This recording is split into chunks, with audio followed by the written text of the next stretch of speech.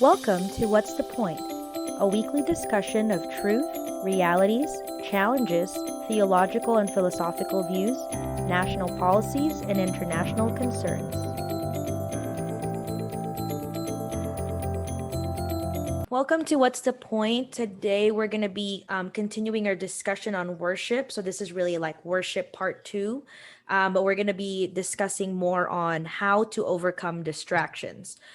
So basically, if you guys want to maybe give us a quick recap for worship and why it's important, just in case anybody didn't hear the previous message on worship, if you want to just give kind of like a quick recap on that, we could start with you, Dad. Yeah, well, as I've said in summary, worship is really about God. And it's important because it is our way of relating to the very being who made us in his likeness. So worship must be total, it must be transformative, meaning it will transform us in the process. It is transcendent, meaning it can transcend human boundaries. It must also be uh, um, complete in a way. You cannot say partial worship for that matter. And it must be true and transparent. You cannot cover anything when you worship God. So, in summary, that's more like what I view worship to be. Okay. And what do you think worship is about, Josh, and why is it important? I think for me, in essence, just worship is kind of what Dad was saying. It's a holistic aspect of just the entirety of your life should be a worship to God, right? Because our bodies are temples of God, and which makes it awesome because each thing that we do, right, we should do it for God and in honor of God. So you know, it to me at least it gives me confidence and it gives me peace knowing that. Um, Everything that I do it for Christ, and everything like to live, I live for Christ. And so um, that makes it, because some people, might be like, oh, um, the way to only worship God is through song and this and that. But once somebody understands that I can worship God even by me being a janitor, even by me sweeping the floor, or Mm-hmm. me being a hairstylist, me being doing this and that, I can actually be a representation of Jesus, right? In my job, in my calling, then it becomes a totally different ball game where it's just like, wow, like you have so much joy while you're working Mm-hmm. because you know that it's no longer for your earthly masters, but you're actually doing it for God Himself and for your heavenly master. And it makes you actually more effective as as a worldly employee when Right. stop caring about you know your boss here, but start caring about just glorifying the boss up top. So It's kind of like I was thinking about this the other day when I was driving because um we were talking about worship, and I was thinking, if you take care of, for example, like you said, boss, if a boss tasks you to do something because you're, for example, representing a company, then you would do it your best shot because you're representing a company, because you're not doing it for you personally.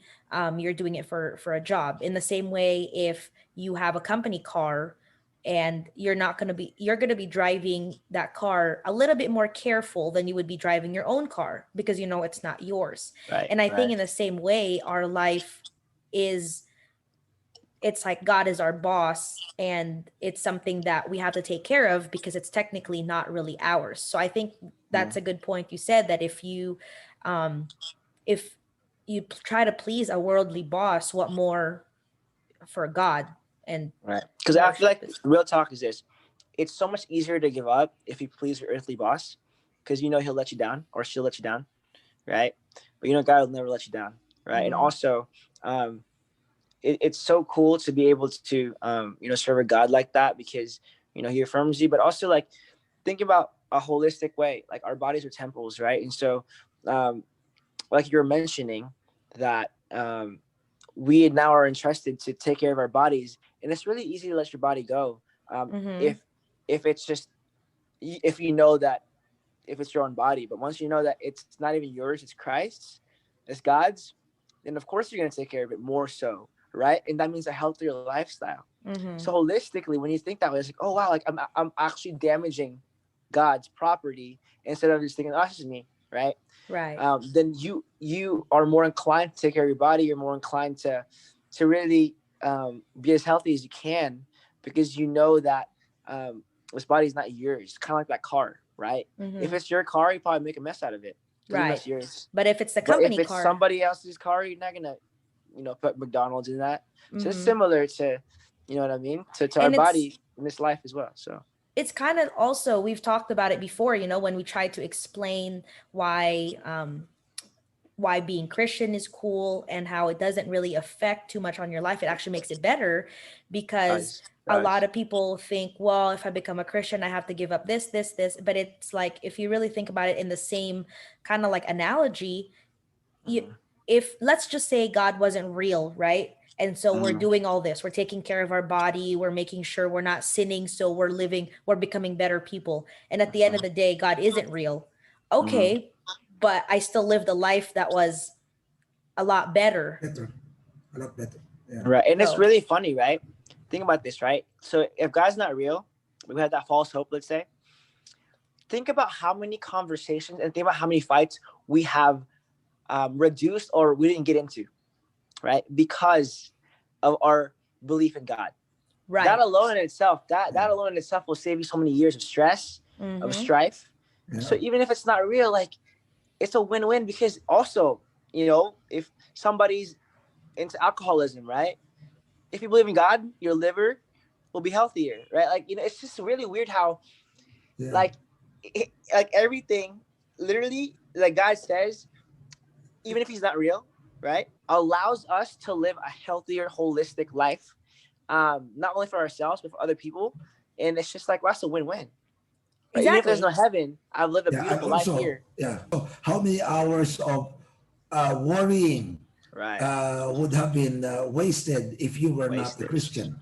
Mm. So you would have worried so many years of worrying when you can just trust the Lord. The other thing is that how many hours of how can you relate example with your boss if you are doing everything out of worship and you have really a nasty boss Mm. and I say, oh my, if in my normal circumstance I will really fight with this boss, but Right. because I'm doing this for Mm, Christ, I'm doing this for Christ. God said, do it unto me. So I'm doing it. I'm following him. I will do what he wants, and I'm doing it even if he's really nasty because it's not for him. It's Mm. for God. Then That's then good. it makes it easier for me to do things. Far easier. exactly. Uh, And yeah, also, yeah, just the thing with the pitfalls you avoid. See, so we were just watching this show. It's called Unexpected, and it's like, kind of a guilty pleasure. It's about like teen pregnancy. Right? Think about just like, if you believe in God and you believe, in His Word that have sex after you're married. Think about the potential, like, you know pitfalls that you miss because you stayed faithful and not have sex till you're married, because you know what I mean. Like, there's a possibility that you can have a kid, and then now, Mm-hmm. because you didn't follow God's you know command to you, then you can't go to college, and you have to live this whole different life. And so it's just like God is putting these pseudo rules for your own benefit to actually make your life more beautiful, right? Right. Which a lot of people feel like it's limiting them or you can't. But then Right. the same advice is given to people that even without, like, some people would say, well, I should just be a better person. I don't really need God for that. But it's like, if you already have that kind of mentality, it it ends up being the same. Okay, we're going to be living life the same way. You're going to try to be a better person and I'm going to be trying to be a better person for Christ. But if I'm right, you did all this work and you're still going to hell. Right, and that's the point, right? The point is this: like, why don't you just, make it, like I said, like cheat code kind of way of like, or just be safe with it, and just like, hey, I'm gonna be a better person, and I'm gonna believe in God because He's the one that's gonna propel me to be a better person. Because how Mm-hmm. can I get myself to be a better person when I myself got myself in the mess in the first place? That don't Exactly. make sense. Right. You know what I mean? And it's kind of like, I was thinking of this kind of like an analogy. I try to think of like analogies so that if I am encountered with someone that isn't a Christian, but I don't know, it's hard for them to kind of understand it in a more theological way. It's kind of like, let's say we're hiking to a waterfall. So at the end of the hike, there's a waterfall. And then behind the waterfall, there's like a really cool like cave, but you have to like enter the cave. So then if we were going to both go through the same hike, the same journey, the same trail, but for me, if I accepted Christ, I know for a fact that at the end of I'm gonna make it to the waterfall, which is the destination, and then I'm gonna get in the cave already, 100%. But then for you, you're going to the same waterfall and you're going to the same cave, and but you don't have Christ. So now maybe you'll make it, or what if you can't? Or what if there was no waterfall? Or what if there was no cave? But we still have to go through the same rocks. We have to climb the same mountain. We have to walk the same trail. And I'm telling you, hey, I have a for sure way that we were gonna get in the waterfall. Why don't you just take it? And Or then it's just someone, right, or it's simply as simple as this for students out there, right? That need to get into university, right? It's just like they're going and they're gonna follow, or they're just gonna, you both have class or whatever, but like, um, they decide not to bring their ID, right? And it's just like you're going through the same motion, same steps, but you don't have the ID, right? Mhm. And it's like you're not gonna get in the building because you don't have your ID, Right, but you right? still gotta And that's the walk to same thing. class. You still gotta walk to class. You You still still have to gotta do your go, wake homework. up, this and that, homework, but you can't get in, you don't have an ID. And that's the same thing. If your ID is not in Christ, you're not gonna make it. You know what I mean? If your identity is not solely on Jesus, then all that work is nothing, right? And so that's the point, is that um, just instead of pretending like you're just a college student, don't you want to know, and don't you want to have that ID that you are a college student? You know what I mean? That you are, like, just to be safe, believe in God. That way, the good works that you do are a glorifying aspect for Him. Mm-hmm. That way, it's just like, okay, like this is a win. It's a win-win. So Yeah, it's like Yeah. I said. Yeah. You might notice that all the commands that God give is for our benefit and for His glory, not for His benefit. Because right, he So, doesn't need anything from us. yeah. So even when He said, "Thou shalt not kill," that's for our benefit, but for His glory. He said, "Do not commit adultery," that's for our benefit, and but for His glory. Do not steal, that's for our benefit. So try to look at it. He commanded all these things to make our lives better for our benefit. right, He just wants the glory, but the benefit is right. always ours. And it's so funny. I feel like so many guys out there say, "Oh, you know what? I'm not gonna stop watching porn. Like, it's like too hard or whatever. Like, I can't stop watching that stuff and this and that." And it's like you have to get rid of that habit, because the reason why God says, don't do that, is because He knows that if you continue to do that sin, you're probably gonna end up in divorce. Because you're gonna You know have what I some mean? unreasonable expectations. And also, how would your wife feel? But you're cheating on her by looking at other women. You know what I mean? It's just Yeah. like, and God is showing you have to get rid of that habit, so that your marriage will be fruitful. I don't care if you're not a Christian, even if you're a non-Christian, you know how destructive it is to your significant other, Mm-hmm. um, if they're addicted in that sin, right? Because the woman feels unworthy and unwanted, and the man feels distant and feels this, like I said, unreasonable expectation for things that are not it shouldn't be, right? And Mm-hmm. you get just Yeah. different things. It just makes a mess. And that's the point, is that God is saying, do this, right, so that you don't make a mess out of your life. Right. Yeah, for your benefit. Right, For your right. benefit. Right. So if we go back to, we've kind of gone through, I mean, this is still all about worship because all our actions are still worship to Christ. We obviously have established that worship is necessary. So, and it makes God happy. But why is it so hard to worship? Um, in any Instructions. aspect, basically, whether it be singing or just why is it like we talk about it and it's just we do our thing, but why is it so hard to worship? Okay, so I think it's a mixture of two things, right? We have to first understand, go back to the point that we have two natures, right? One is flesh and one is spirit, once we're in Christ Jesus. And that two natures are always conflicting, right? But the issue is this: oftentimes, like, and if you have never prayed, or if you have never just have quiet time with God, I recommend y'all try to do this and see if you get distracted or not. And most of the time you will. Just try to take 5 or 10 minutes, right, and just pray, or just worship God, sing some Christian music.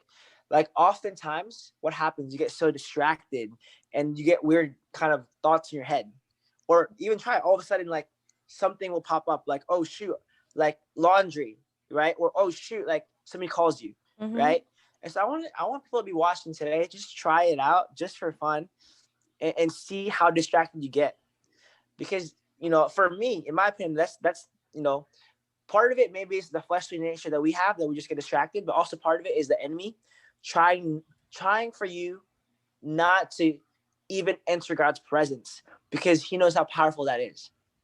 Yeah, He and knows how life changing that is. So he'll try to distract you as much as he can. yeah, I Um, do that. I feel the same way because I usually try to pray. I think I've told you guys in the morning when I'm getting ready for work, which is really mindless. Taking a shower is mindless, and putting your makeup on and driving because it's the same route I take.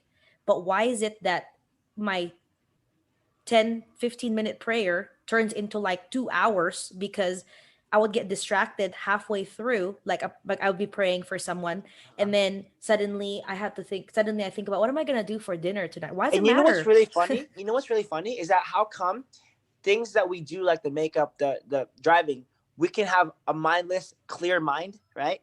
And then all of a sudden, when we think about God, it's so cloudy. Think about that, right? Yeah, Think about the times where you do makeup, there's nothing in your mind, right? nothing. And all of a sudden, when you enter God's presence, when you think about God, all these weird stuff, All and this exactly. I think it's universal. I don't Yeah, think I people can think it's deny it. universal Yeah, because to me yeah, I get yeah, frustrated yeah. because I'm like, why can't I get it together Right, and just finish my right. prayer? yeah.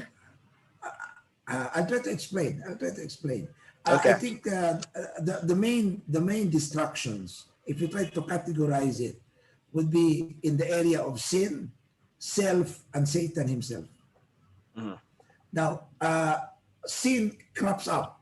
If you are struggling with sin, you really get distracted when you Mm-hmm. worship God. Either you settle your sin, or the sin will move you away from worship. It Right. cannot stand. An Can't. unconfessed sin cannot stand with worship. So when you worship and you do not confess your sin, all of a sudden you are lost in worship. You will stop Mm-hmm. doing it without you knowing it. Then self. These are all the selfish concerns. Like, oh, what am I going to cook for dinner? My laundry, my everything. It's all about self coming in to Right. distract you. The Mm-hmm. other one is Satan intentionally throws a lot of things Mm-hmm. for you to stop, worshiping God. Mm-hmm. Because when we worship God, He inhabits our praises. So we get into His presence, and the Mm, devil is thrown out. So he tries to react by throwing something, so he gets in you again. Correct. So mm, Correct. from the spiritual realm, that's what's happening. But from an inside thing, I don't know if you remember it. I was saying that I believe that a person is trichotomos, body, soul, and spirit. Body, spirit, and soul. The spirit is the one from God, pure. The body is still the sinful part of Right. us. The, mm-hmm. the soul is the where the body and the spirit meets. So when you worship, the body is supposed to be communing with the spirit. You're using the spirit now to commune with God, because you cannot commune with Okay. God with the flesh. So you Right. commune with God with the spirit. But because you are in the flesh keeps on coming in. Fights you. Because, like, yeah, example, if you are in a house, imagine this: you are in a factory that cuts wood, so you have a lot of dust. So Okay. you clean the dust, but you are still in the factory that creates all the dust. So it comes. So when you are talking to someone, the dust comes, you keep on cleaning it. So we have to expect that when we worship God, there will be distractions. So the key is, how do we keep distractions while we are worshiping God?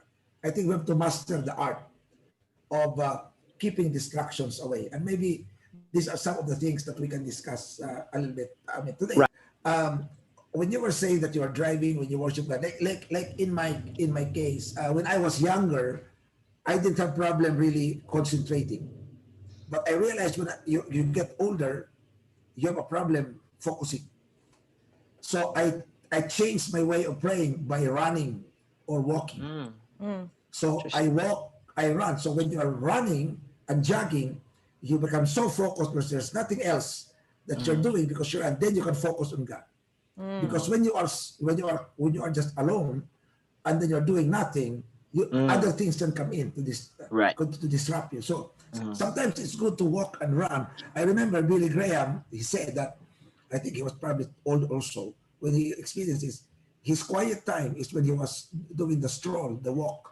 That's the time he talks to God, uh, uh, mm, lengthy, because you're focused, right. more focused. Right. So that's one way to get distractions out. But the Uh, other way is to really pray to God. Lord, I want to commune with you. I want to talk to you. Can you help? Can you ward off right. distractions while I'm Right. doing this? Right. And to me, that's so good.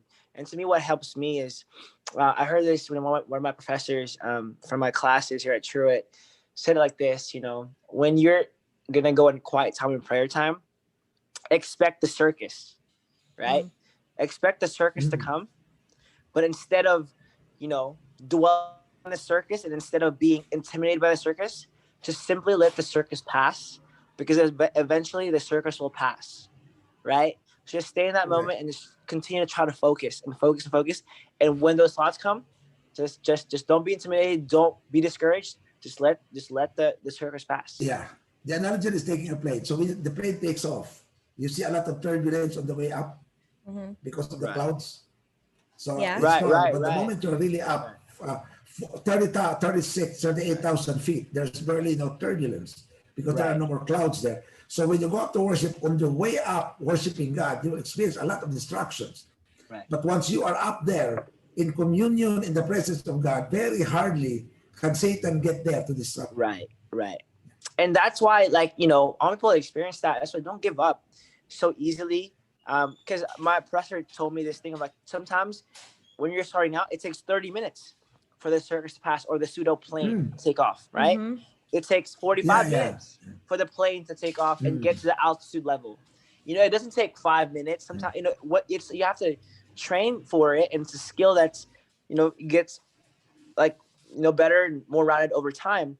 But I want to encourage people, don't be intimidated if it doesn't happen in 5 minutes. If you're still kind of struggling after 5 minutes, just continue to press on. Yeah. You know, so because the plane might take off, Well, the slower other than you thing think. to the other thing too is that when there are things that come to your mind when you worship, also try to check. Maybe God is just bringing it up for you to pray about it. Right, right, Yeah. Yeah, it could be. It could be that God, to me, sometimes a lot of things God reveals to me while I'm worshiping Him. I said, "Oh, right. I didn't think about that." Then you pray to God about that thing that came out. So it's one way of God talking to you as well. When something Wow. gets in, it need not be a distraction. It could be a reminder. Some Mm. suddenly some person came to mind, or some issue came to mind. So Right. it could be God's way of speaking. Yeah. So for you, when you worship, that, how do you worship? Because you don't really listen to a lot of songs. So how do you worship? Sometimes you worship through songs. Sometimes you read the Bible first. There is no fixed way. Important thing really is to prepare yourself before entering, like taking off. So you really have to take off more like introspection, where you need some cleansing Right, until you right. get up. I always look at Gotcha, worship like taking off from a plane. Yeah, Mm. moving gotcha. up. So So you check the yeah. gauge, So, you and check then everything. God will check the gauge, everything until you go Gotcha. up, and then you are just in a comfortable level. I think that's the Right, process of right. worship. Yeah. And honestly, worship becomes hard too, because sometimes as humans, we don't want to admit to God, even though He already knows. We don't want to admit Mm-mm. that our gauge is running low, or that our fuel is, we haven't been fueling ourselves with the right fuel. You know what I mean? So, Mm-mm. so that's the thing, is that we sometimes don't even want to admit to God, and that's what it makes the plane analogy, like it makes, like, Mm-mm. the plane not take off, because we don't even want to We don't even want to enter His admit. presence, Yeah. right?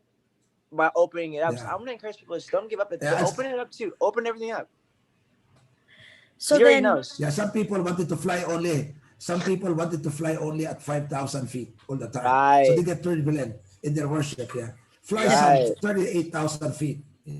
right, so right. And that's then the issue. is that Yeah, sometimes like, you you know what I don't want to mean? go Like, all the way. right, and let it all out, Mm. right? He already knows, and he's not intimidated by your faults or your mistakes, right? He's seen it all.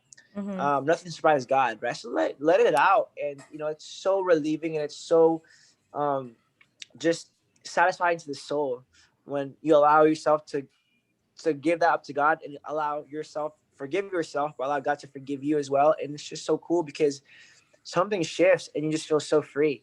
Um, you know, almost like Yeah, that plane but again, analogy is just like beautiful. but again, yeah, but again, I have to say that there are times, not many times, but there are a few times, at least in my life, that I have to say to God, Lord, enough.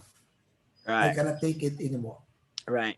Mm. Because it's What do almost you like if what do you mean by right, what do you mean I because can't so take it so what Dad anymore? is saying meaning before that it's the worship, the presence of God is so strong that right. I feel if it continues, I will die. Right. It's almost like this. It's almost like you're in a plane, right? You're inside the plane. All of a sudden, Yeah, because you're so high up, it seems like the yeah, door of the plane opens. You Oh, can't and breathe anymore. the can't yeah, breathe, or the pressure in your It's ear too hurts high. too much. yeah. Right. Right. Yeah, Right. it's too much. It's too much. He said that, and this now you can say why like Moses or some people in the Bible said they will Get they away from cannot me. see Uh huh. get away from me, and then they just Right. bow down. They cannot see God because Right. it's just so strong Uh huh. that you said stop, or I Uh huh. cannot anymore. I will burst if Uh this huh. continues. I Wow. think So if you see the there are a few times prophets, that happened to me. Yeah, right? If you see the yeah, prophets, they're literally like often they're like, "Hey, look, God, don't do this to me. You're gonna kill me. I can't even look at you. You're gonna kill me." That's the way of the yeah, presence of God, and that's you know yeah, Old yeah. Testament mostly, but like we still serve the same God of the Old Testament, right? And Mm-hmm. so that's Correct, at correct. times like he manifests himself different ways, right? Obviously, um, but Mm, sometimes his presence is so weighty that you're just saying, "Hey, I yeah. depart from me because I don't deserve it, and you're gonna kill me Mm, because um, it's you're just the reverence aspect of it is just so large." And that's something in mm. my life that I've experienced lately, um, which is really really cool. It's just like God, I don't deserve it. Like you know, just I just I can't. You know, I just can't like I can't do it anymore. But I'm appreciative of like Being able me being in to, the space. yeah, give being able to get to that level with God, and being, and you saying it's too much because I can't handle it. So I guess with my other question would be, is there too much, is there such a thing as like too much worship, or it's Yeah, not? it's not really too much worship. I don't think it's too much worship. It's just that we are just too little compared to the overwhelming presence of God. Mm, So we are like you are like a cup, and then God keeps on pouring water and say, "Enough, Lord, enough." The cup will burst. Enough. So it's not too much worship, I guess. I guess the presence of God, the power of God, who He is so large in comparison to who we are. And so I don't think there is such thing as too much worship. Maybe Me what you too. meant is are there extremes, are there extreme expressions of worship? yeah, that might be a Uh, better question. So Mm-hmm. are there extreme yeah. expressions of worship? Well, I don't think there are extreme. It's really personal, but it becomes extreme when one person requires it of another. You say, "Oh, I worship God by dancing and jumping and shouting. Therefore, you must do it as well, or you are not Mm, doing it." Then that I believe is an extreme way. You are trying to let everyone be like you. So it's not. It's a personal thing. So I think the extreme is more of the expectation imposed on you by others but more then than at that anything. So point, it's it the no extreme. longer, Yeah, at that point, it no longer becomes about worship. It now becomes like a show. Like you're doing it so yeah. that That's the problem. another Mm, person doesn't judge you for it, or you're doing it so that you feel included, yeah, which is not, that's not what it's about to begin with. Who cares about being included with people? that's true. It That's should true. just be about you and Christ. So if you, Yeah, you know, that's like true. for example, some people say, "Oh, well, are they really worshiping because they didn't raise their hands during praise and worship?" Mm-hmm. But that's not, Everybody's expression That's is true. different, right? everybody's expression is That's true. different. Some So people are just more comfortable. Yeah.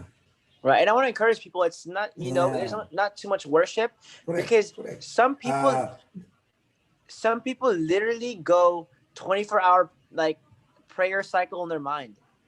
Mm-hmm. You know what I mean? Where they're So just there's mm, constantly nothing as praying. Yeah. there's nothing as too much worship, right? mm, Because mm. in order for you to have too much worship, you have to be God Himself. Yeah. Yeah, yeah. How can you match God? How can you Correct. have too much worship when Mm-hmm. God is so much? So Correct. our worship is, even if it's full, it's just a little cup in an ocean. Right. Correct. So then the you guys talked about how to overcome distractions, right? Is that only really to I think I feel like the examples you guys gave on that also applies to just life in general. Like it's not even just to worship, right? It's also just in Yeah. other daily activities. Like if you pray, obviously it's going to be a little, your life is going to be better. If you exercise, I feel like those are for people that say, oh well, I don't know if I want to listen or apply that to worshiping. I feel like it can also still apply to just your regular daily life. In that, yeah, in that sense, it really requires some level of discipline, some level of diligence, and some level of determination, because there are distractions. So it applies with life. So with worship, you have to discipline yourself to worship God. You have to be diligent in doing this. So there is some conscious effort. That is the exercise of will anyway, and determination to keep on doing it. So Yeah. I think that is our contribution to Right. dispel Mm-hmm. And distractions. and also we worship, because try worshiping God, right? It renews your mind and your soul, right? Right. And look at what God was talking to us about, is, renew our mind constantly. And that's, we do that through worship, right? How else can we renew our mind, right? But to worship God. And Exactly. that's the simple aspect of it, is that we constantly have to renew our mind because we're forgetful people. And we do that by worshiping. That's worship is the fuel to renew your mind. It's Yeah. simply that. And and, and here's the and here's one major benefit. In most cases, when you worship God, that is when God will tell you something. Correct. Mm-hmm.